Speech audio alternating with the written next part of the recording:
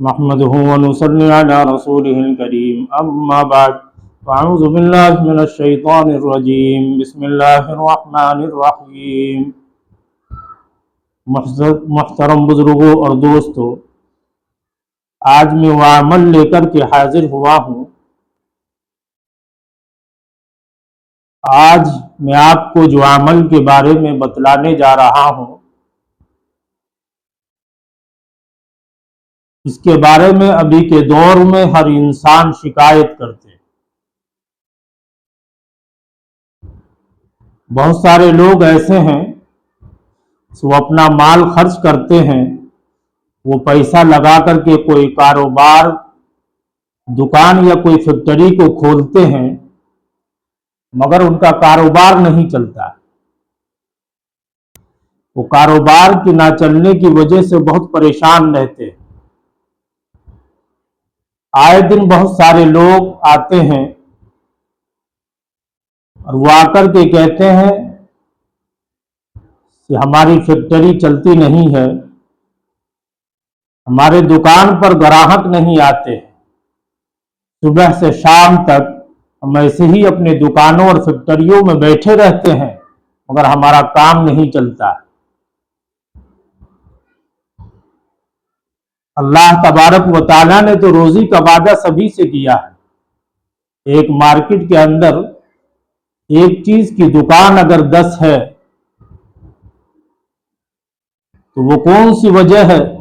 9 لوگوں کا دکان تو چلتا ہے مگر ہمارے دکان پر نہ گراہک آتے ہیں نہ ہمارا مال بکتا ہے۔ آئے دن ایسے لوگ آتے ہیں اور یہ شکایت کرتے ہیں، ان کا مال بکتا نہیں ہے، جس کی وجہ سے وہ ذہنی الجھنوں کا شکار ہو جاتے ہیں، وہ پریشان ہو جاتے ہیں۔ بہت سارے لوگوں کو ہم نے یہاں تک دیکھا ہے کہ وہ اپنے کاروبار کو پھر بند کر دیتے ہیں۔ تو جس کی دکان نہ چلتی ہو، جس انسان کا فیکٹری یا کارخانہ نہ چلتا ہو، وہ انسان کو چاہیے کہ سب سے پہلے اپنے آپ کو گناہوں سے بچائے، دین پر چلنے کی کوشش کرے، اللہ سے مانگے۔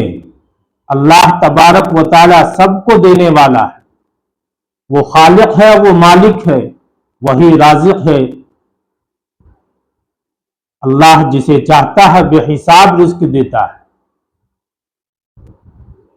تو جو انسان رزق کی تنگی میں مبتلا ہے، جو انسان رزق سے پریشان ہے، اس انسان کو چاہیے کہ اللہ کے کلام سے سہارا لے، اللہ کے کلام کے ذریعے سے مدد لے، اللہ کے کلام کے ذریعے سے جو بھی رکاوٹیں ہیں اس کو ختم کرے۔